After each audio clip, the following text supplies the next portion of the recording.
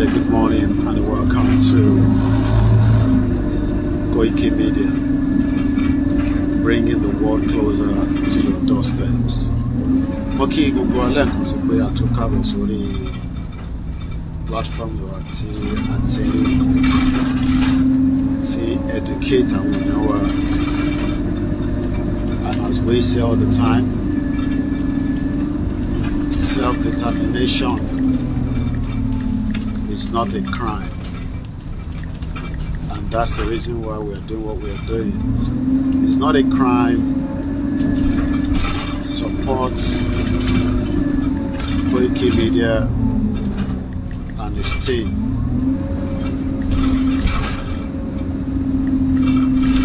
As the days and the months are getting closer. It's beautiful weather, but it's very cold, man. Extremely cold. Okay, we're going to start for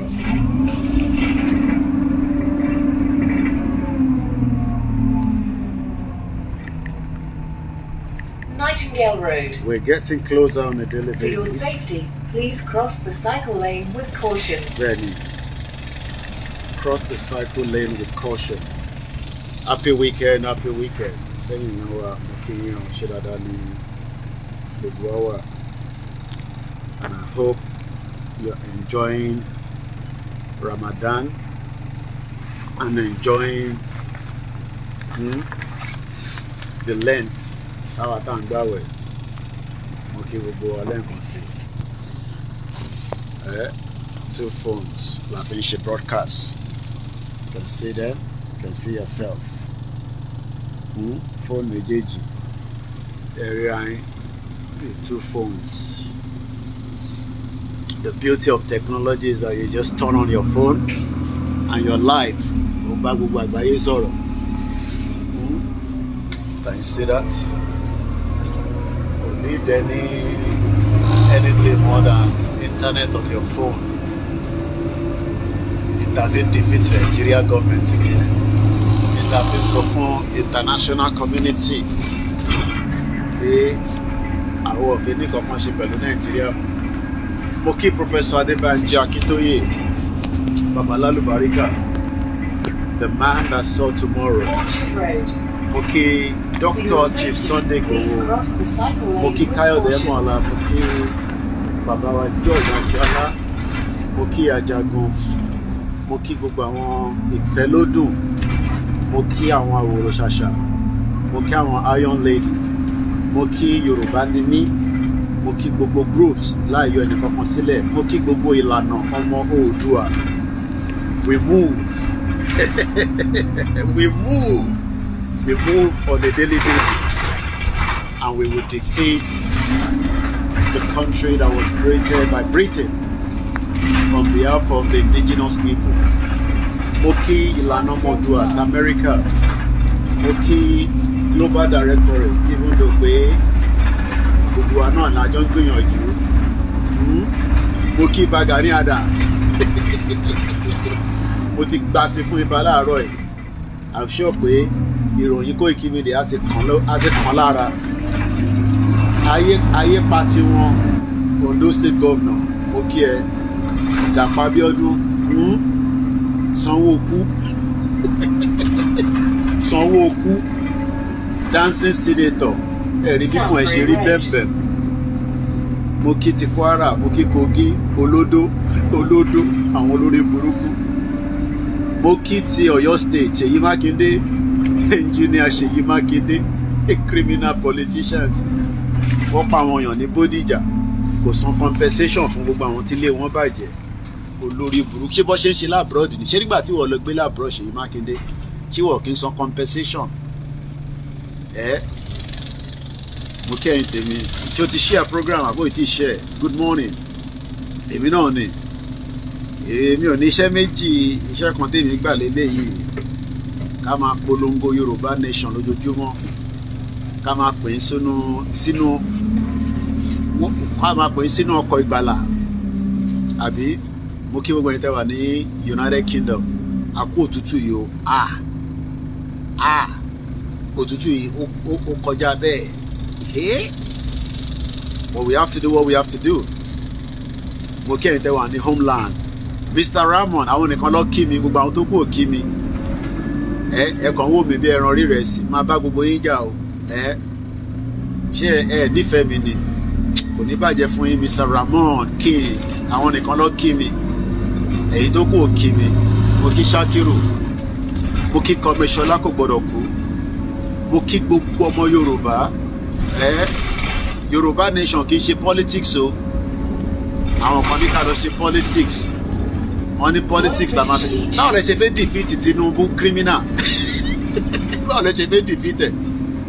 Ọọ̀ni of Ifẹ̀ ẹ pé ọmọ yín Tinubu kó divide Nàìjíríà. Kábíyèsí o, ẹ má bínú, mo lè ṣí fìlà, òtútù wà ń ta kábíyèsí. A lè ṣí fìlà forí adé, òtútù wà níta. Tí bá ṣí fìlà òtútù máa sápá mi lórí, mo dẹ̀ ti gẹrun mi. Mo júbà fún kábíyèsí. Ẹ bá wa pé Tinubu ẹni kó divide Nàìjíríà kábíyèsí. A fi ṣe Nàìjíríà mọ́. Ṣèbí ẹ̀yin náà mọ̀ ìtàn kábíyèsí. Ṣèbí ẹ mọ̀ ìtàn ilẹ̀ Yorùbá. Ẹ mọ̀ pé Yorùbá ti ń bẹ before Nàìjíríà. Kí ló dé tẹ́yìn ò sọ̀rọ̀? Awùjalẹ̀ bàbá mi dáadáa mo kí yín o. Ṣé ti rí pé ọmọ yẹn Rufai dẹ fún ní tẹ́fi joyè? Ó ti kúrò nínú APC. Ṣé máa gbá oyè kúrò lọ́wọ́ ẹ̀? Mo kí gbogbo ẹ̀yin ọmọ Yorùbá nation. No retreat, no surrender. No retreat, no surrender. The beauty of technology. Is it not beautiful that the world that we are living now, mo need láti lọ gba license lọ́wọ́ Nigerian government kí n tó go broad, kí n tó go live? Back in the days, o máa lọ gba license. Imagine I have to get a license from Nigeria that I want to transmit Yoruba nation. Ṣé fi kọ̀ máa fún mi license? Wọ́n ní fún wa license. Good morning, Danklin 981. Good morning, all hail Biafra. No going back, woto woto. Mo kí àwọn Ìjọ nation. Mo kí àwọn Hausa. Kí Fúlàní o. Àwọn Fúlàní ló ń ṣe jàmbá fún wa. How are you all? Báwo lọ́dọ̀ yín lọ? Mo kí ní Kútọ́nù, mo ti miss Africa. I can't wait to be back. Good morning, everybody. Good morning. The platform is awake again as usual. Ìwọ tó fẹ́ wọ United Kingdom. Ọlọ́run jẹ́ kó ṣeé ṣe fún ẹ, wàá rí visa gbà. Kò sọ bá mi. Good morning, co-champion. Ademola Owodunni. Good morning. How are you, sir? Ṣàlàáfíà ni mo bá yín o. I'm very cold. It's extremely cold. It's cold. I should be under the duvet with my wife, but I have to go and do what I have to do. It's very cold. The weather is cold. The weather is very cold. I'm doing very well. How are you? Good morning, America. Did you see the video of a journalist that wants to put microphone inside Donald Trump's mouth? Security risk. Jerry reason that she gotta protect Igboho. From Siberia, Russia. Good morning. How are you? How is Russia? 491. I hope the war between Russia and Ukraine will end very soon. Good morning, all the way from Siberia in Russia. Did you see the journalist that put microphone next to Donald Trump? If you don't understand the language, it is called the Yoruba language. The Yoruba people were put together in a contraction country. Where am I going? I'm going out. I'm just going out. I don't even know where I'm going. Mr. Bashiru, all the way from Côte d'Ivoire. Good morning. Good morning, Ghana. Good morning, Africa. Good morning, Europe. Good morning, the world. This is Koikimedia. Yes, I don't even know where I'm going. All I know is that I've got this. I'm going somewhere. I don't know where I'm going. And I have money in my card. I'm going to spend money. I'm going to the wholesaler. They're going to take my money this morning. Good morning, Canada. Good morning, Finland. Finland have sold Simon Epa to Nigeria. I need to put on my gloves. It's extremely cold outside. So bear with me. I gotta wear my gloves. It's too cold. The weather is too cold for me. Should I go to shopping? If I don't go to shopping, how am I going to eat? If you don't go to shopping, how are you going to survive? You got to go shopping. Huh? You got to go shopping. I got to come out of the bus now. Good morning, universe. Good morning, the world. The beautiful world that we are living. Well connected. From Africa to Europe to Asia. Aziz Shakiru, good morning. You're on the Koikimedia. Yes, I'm on the bus. I'm on the public transport. I don't have a car. Are you going to buy me a car? I don't have a car. I don't have my personal car, so I'm always using the public transport. Thank you, driver. When you get on the bus, you see, I've just come up on the bus. It's called the London Transport, one of the best in the world. Can you see it? London Transport. Aziz, wani alaye to do today? You son in Moscow. I'm a exercise. I'm a prepare. I'm a prepare. Okay, my shori si àti jáde irọ́ ṣe sùúrù. I must exercise. Exercise. Exercise. I must exercise. Exercise. Exercise. I'm a prepare. I'm a prepare sílẹ̀ for the coming days. I'm a prepare. Exercise. I must exercise. Exercise. Ronaldo is going now. He's kicking the ball. Boom! He said, "Go, Yoruba nation!" He said, "Go." I must exercise. Exercise. I must exercise. I'm a warm up. I'm a warm up. I'm a warm up. What am I exercise? Torí tó ń bọ̀ yẹn. I must exercise. UK government ní ká máa exercise. I must exercise láràárọ̀. Wàá máa gbáradì. O lè máa ṣe press up. O lè ṣe press up náà. Wàá ṣe press up. Wàá máa ṣe press up. Wàá máa ṣe press up. Wàá máa prepare sílẹ̀. Wàá máa ṣe press up. Wàá máa ṣe press up. Wàá máa ṣe exercise. Exercise. Wàá máa múra sílẹ̀. UK government ló sọ bẹ́ẹ̀ o. A máa múra sílẹ̀. A máa múra sílẹ̀. Torí kò easy. Kò easy. A máa múra sílẹ̀. Ká má bàa ka ẹmọ́ kọ́nà. A máa múra sílẹ̀. Mọ́lẹ́ mi ni mo ní síyá.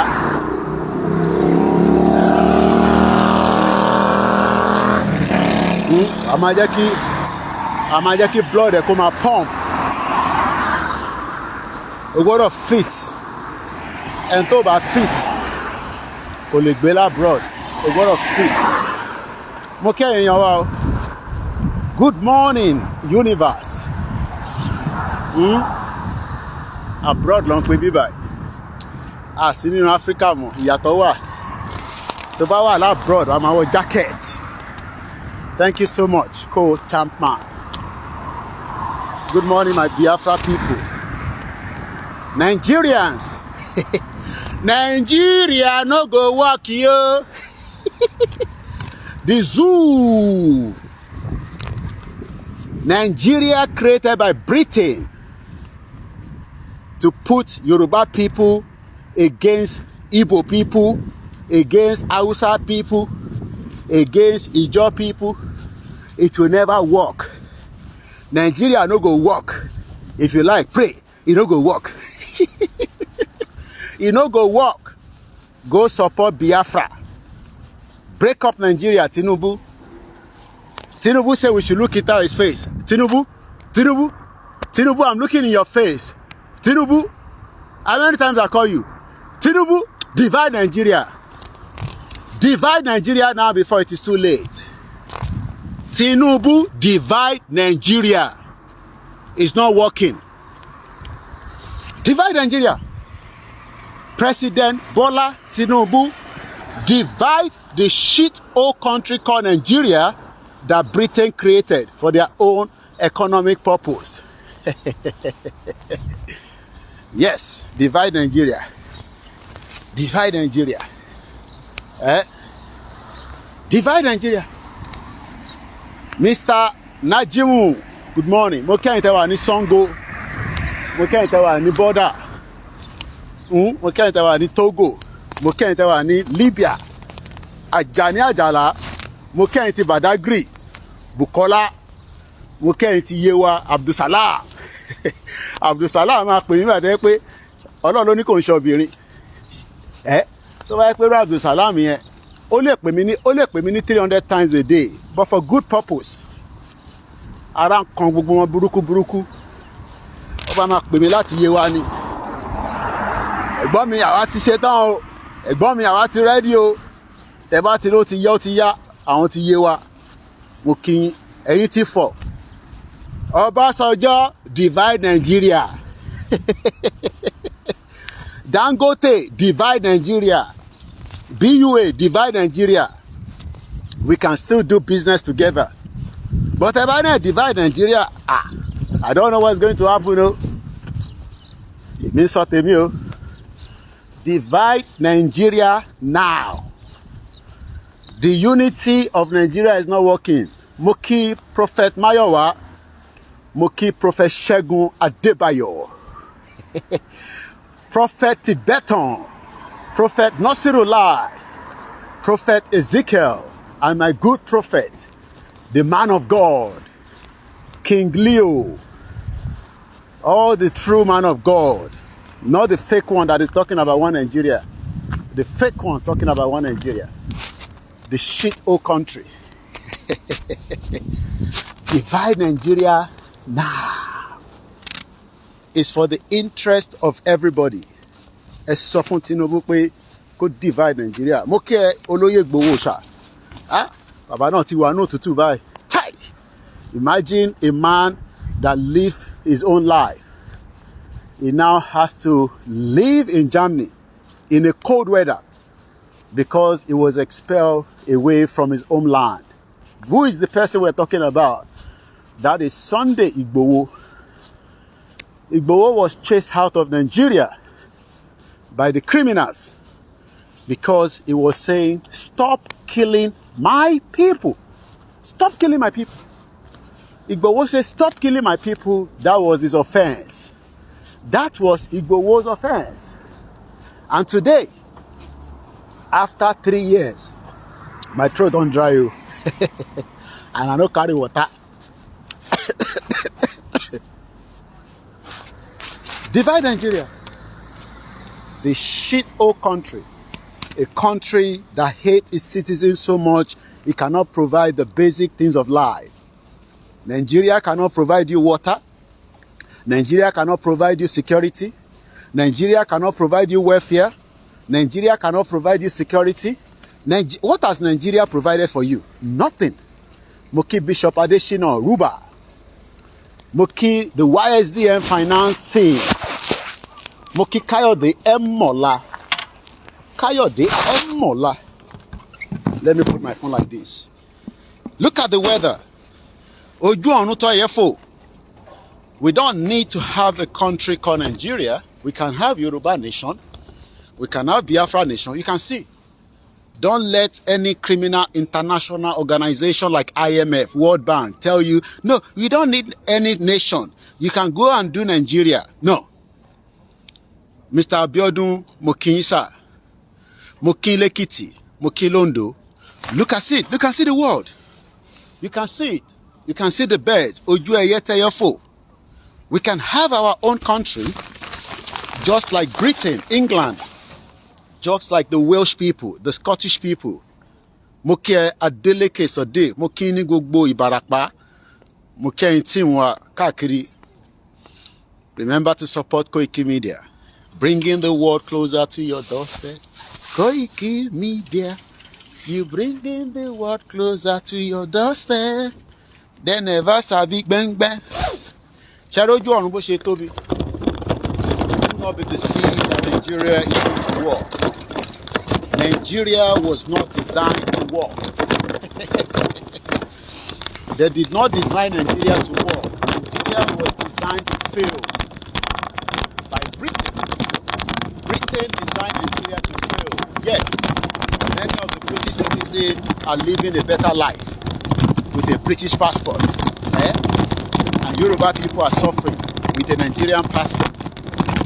A Nigerian passport that Britain created. It's time we say we've had enough. Divide Nigeria now. Divide it. Kò lè ṣiṣẹ́. It's a fake country. Britain lo create Nigeria. God did not create Nigeria. Mr. Demola Owodunni, let my people go. That is the calling. Ṣé rí ojú ọ̀run bó ṣe tóbi? Can you see it? Ojú ọ̀run nìyẹn. If you are thinking that any white man will come and divide Nigeria, it's a lie. We need to divide it ourselves. Britain created the fake country called Nigeria in 1914. Britain created Nigeria. And we will live here. We are going nowhere. Until they divide Nigeria, nobody is going anywhere. We will live with them here, whether they like it or not. Tó bá lè jápa wá sí bíbá, jápa máa bọ̀. Gbogbo document tó bá lè tó fi lè dé ìlú yìí máa bọ̀ ní ìlú yìí. Tó bá ti dé bíbá, èmi á sọ tó máa ṣe fún ẹ, tó máa fi gbé ní bíbá. Tó a lè sọ yẹn lórí social media. But o gbọ́dọ̀ ti wà nínú ilé. Tó bá ti dé, wá nọ́mbà mi pé Mr. Koiki kí la máa ṣe o. Èmi náà ti wọlé dé. Àjọ nílùú yìí ni. The way tó fi wá jalè lọ́dọ̀ wa, àwa náà jọ nílùú yìí nísìnyí. Mo kí bàbá kí tó yé dáadáa. Yoruba nation no going back. Sori atẹ́gùn, sori tó ń jáde lẹ́nu mi. Mo mu sìgá, òtútù ni. Sori bó ṣe ń jáde lẹ́nu, cold. Òtútù ló ń pè. Òtútù ni. Ọlọ́run dá ilẹ̀ Yorùbá dáadáa. Àwọn Fúlàní fẹ́ gbà mọ́ wa lọ́wọ́. Àbí ànígbà fún wọn. Àwọn olè wọ́n wá Nàìjíríà. Ìwọ náà fẹ́ di politician, ó fẹ́ dàbí Yàyà Bello, olè. Àbí ẹ fẹ́ di politicians, olè, criminals all over the place. Ó fẹ́ Yorùbá nation, ó fẹ́ wà nù Nàìjíríà máa jalè, ìlú tó ní system. Sórí ẹyẹ bó ṣe ń fò, sórí ojú ẹyẹ, sórí bó ṣe ń fò, sórí ẹyẹ yẹn bó ṣe ń fò. Ẹyẹ labalábá, àbí mo kí gbogbo àwọn ọba gidi o tó ń ṣe àwọn ọba tó ní màálù tó ń fi pa wá káàkiri nílẹ̀ Yorùbá. Ó kù díẹ̀ ni, ó kù díẹ̀. Ṣọ́ra àwọn ẹyẹ bó ṣe ń fò, ṣọ́ra àwọn ẹyẹ labalábá bó ṣe ń fò. Àwọn èèyàn ti wà níbà nísìn, olúkálukú fún wa ṣe ní tó wá ṣe. Mo kí ẹ̀yin wa o, ẹ̀yin ọmọ Yorùbá nation lábẹ́ bàbá Kítóyè, kò ń ṣe Dúpọ̀ ní ti Ọlọ́run àwọn ọmọgọ̀ àwọn Dúpẹ́ Onítìrì àwọn ti gba country. Diaspora dẹ̀ náà máa believe that nonsense. Àwọn ọmọ why kí ló máa ń pera wọn náà? Dry nation, Democratic Republic of Yorùbá. Àwọn wèrè, àwọn òsínwín people. Kéèyàn gbé l'Amẹ́ríkà àti UK kó máa sọ pé àwa the Democratic Republic of Yorùbá. Àjọkò sórí program ọ̀nà àti gba country Adélé 1 Adélé 2 àwọn obìnrin kàn kú sùúrù. Èèyàn mi tó ṣàtàyàn èèyàn gbọ́dọ̀ má ṣe tó ṣàtàyàn dá rárá. Wàláì ó tutù tó bá ń gbọ́ ó tutù ó wọ̀nyí. Àbúrò glove yìí sí.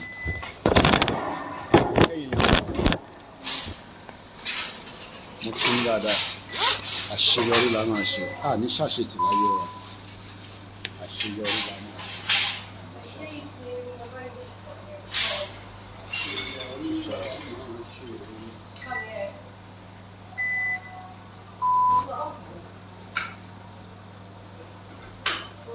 Àṣeyọrí la máa ṣe. Mo lọ mú scanner láti bèrè.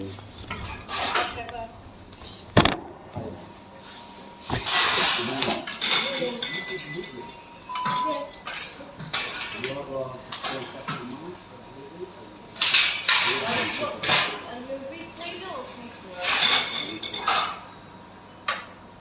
have to speak to Juliana. Yeah, but unfortunately she's not here for weekends.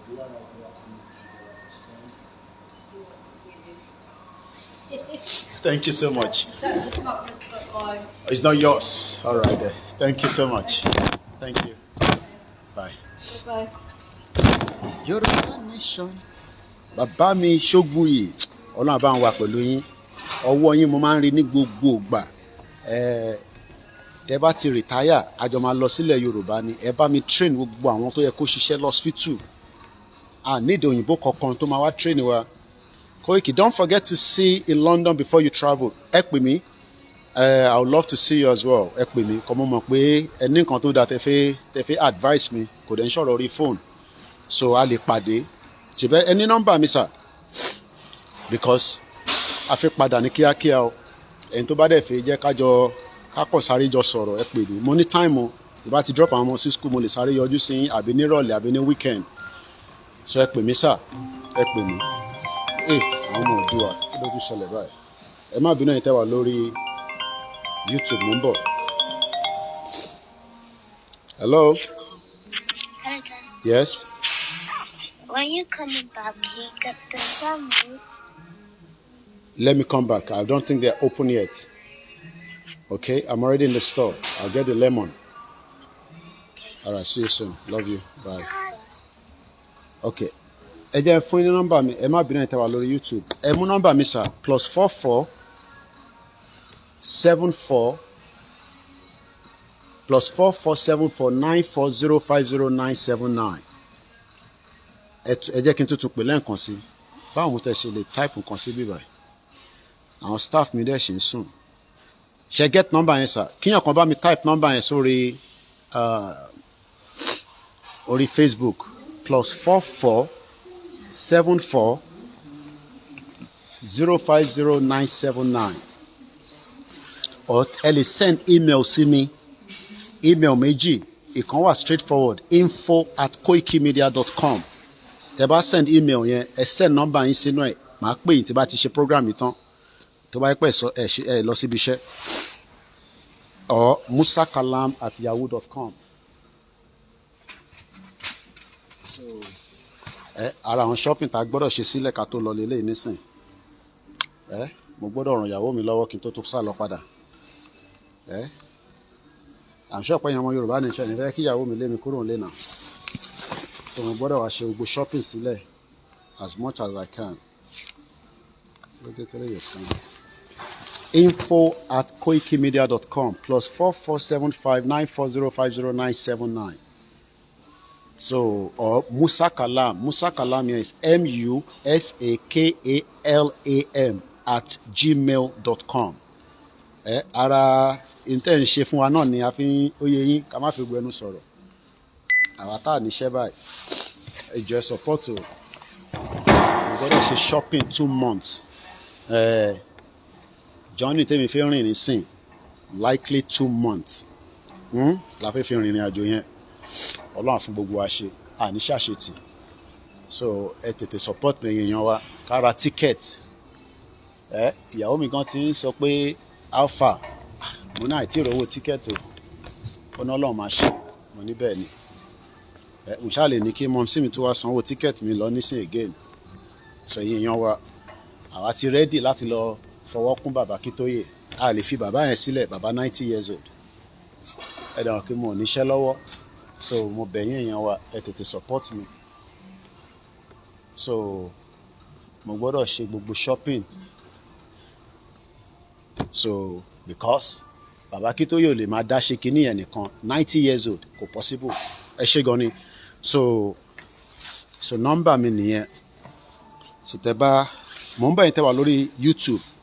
Ẹ jẹ́ sáré lọ fi mo lè sáré comment kí n fi nọ́mbà mi síbẹ̀. So ẹ lè pè mí sà. Ẹ jẹ́ sáré fi nọ́mbà. La fẹ́ fi rìnrìn àjò yẹn. Ọlọ́run fún. Kí n fi nọ́mbà mi síbẹ̀. So ẹ lè pè mí sà. La fẹ́ fi rìnrìn àjò yẹn. Ọlọ́run fún. fi nọ́mbà mi síbẹ̀ sọ ẹ lè pè mí sáà.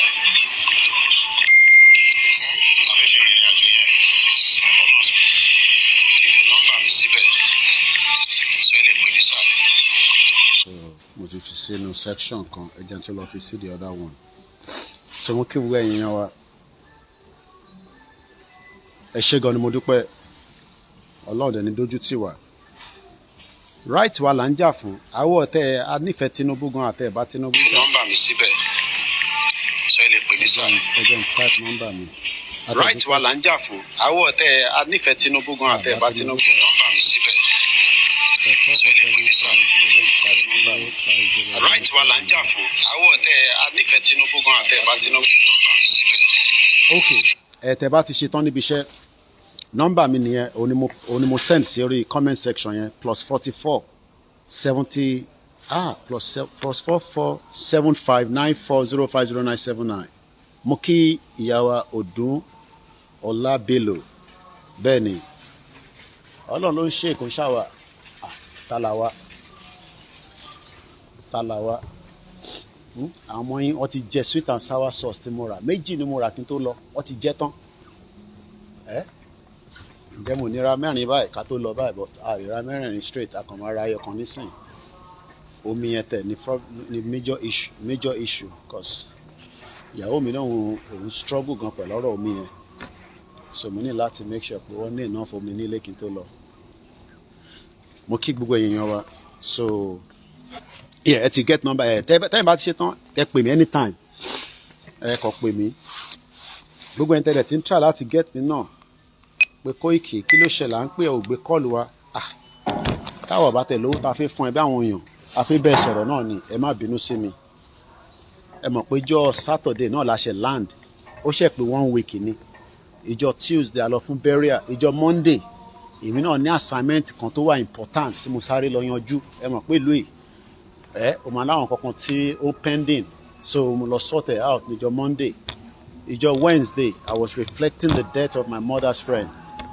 so mo shut gbogbo phone mi kò sẹ́ni kankan tó lè get me níjọ Wednesday ìjọ Thursday we came back on air àná we were on air a ti ṣe program ní ìdájí so gbogbo ẹ̀yin tẹ́ ti pè mí tẹ́ ti send message gbogbo ẹ̀yin tẹ́ ní advice gbogbo ẹ̀yin tẹ́ ní nǹkan tẹ́ fẹ́ sọ Koiki ṣe báyìí Koiki má ṣe báyìí thank you gbogbo yín náà ni ó wà important anybody tó bá ní any information email mi mo ṣe sanwó email account mi nísìn fún info yẹn ni kò ń ṣe free à ń sanwó fún every month ni so because as a official organization a lè máa lo Gmail all the time kò wá appropriate fún company àwọn tó ní understanding mọ̀ tí mò ń sọ all these things are not free so every month ni mò ń sanwó fún email yẹn you know àwọn mi náà la wá rà nísìn ṣẹ́rí jẹ́ ń fi wọ̀nyí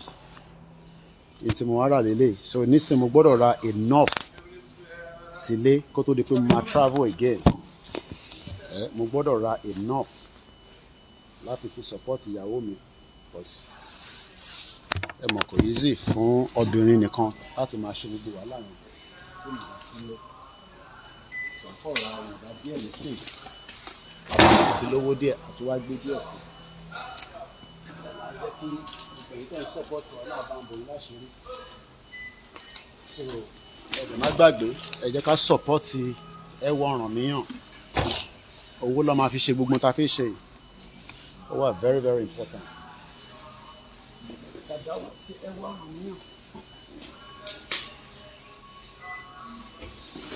Ọ̀rọ̀ àkọ́gbé díẹ̀ nísìnyí so bí a tó bá tún di please ọmọbìnrin sí ìlànà ní kíákíá ìgbọ̀dọ̀ pé rárá because Africa náà à ń ra omi náà ni tí mo fi padà tí mo fi dé à ń ra omi ni.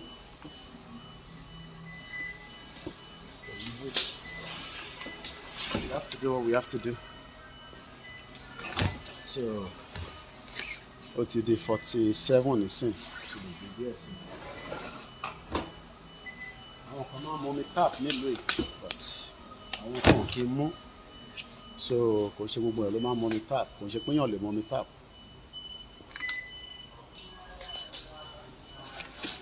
ní láti gbé ẹyin gan sef.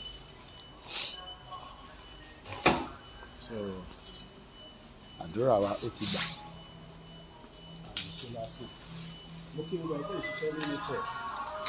Mo kí ẹ̀yin tẹ́ ń ṣiṣẹ́ ní Canada. Mo kí gbogbo ẹ̀yin tẹ́ ń ṣiṣẹ́ ní public and private sector. Mo kí gbogbo ẹ̀yin olóúnjẹ wa ní United Kingdom.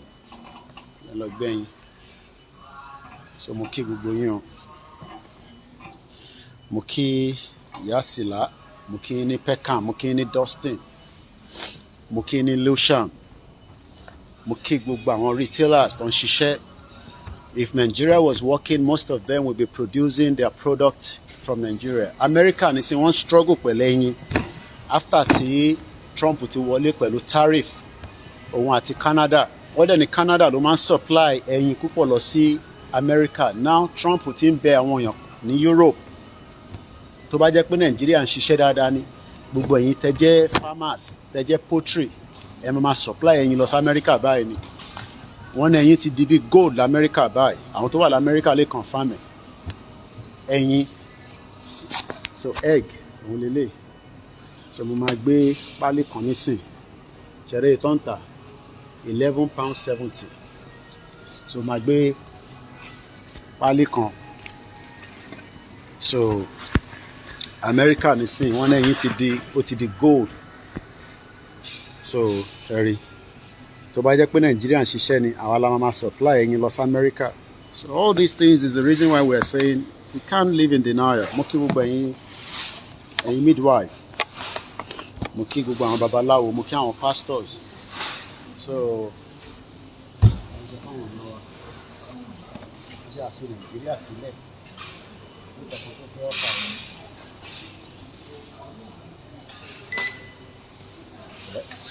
Mo lè lè nísìn ìgbé pálí kan. So ó ti di £81 báyìí. Mo ní láti lọ gbé fresh milk. So kí tó lọ nísìn eléyìí just for temporary measure ni.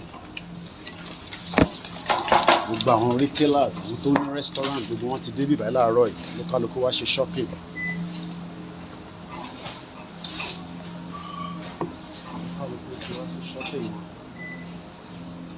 So bó ṣe láti rí nìyẹn, you know, 10 days. So àdè máa tún gbé díẹ̀ sínú freezer.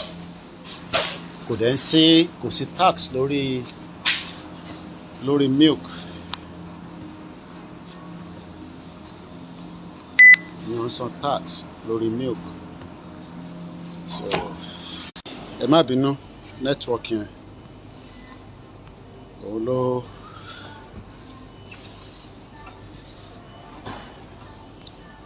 kí wá lọ gbé chips and I think that's it. Mo kí èèyàn wá lẹ́ǹkan sí o. So then mo ní láti gbé lemon. Ọmọ Òdùwà náà fẹ́ lemon. Fẹ́ ṣe lemon juice. Farmers ò lè produce nǹkan kan gbà tó bá tẹ̀ sí ná. Ibi tí iná bá tẹ̀ wà nìyẹn máa lè produce nǹkan. Nígbà tá a bá níná, you understand? Ẹ ti kígbe títí sọ fáwọn èèyàn wọn ní ká shut up. Ǹbọ̀ ẹ ká wọnú ilé. Ká sọ fáwọn èèyàn wọn ní shut up. Èrè tó ń tà £1.29. Mẹ́rin ló wà ń bẹ̀. Because wholesaler làwọn eléyìí so ó cheap. Ẹnu mi gbé méjì. Operate. Sí iná. Báwo lẹ ṣe fẹ́ operate? Iná gbọ́dọ̀ wà. But kò sí iná. So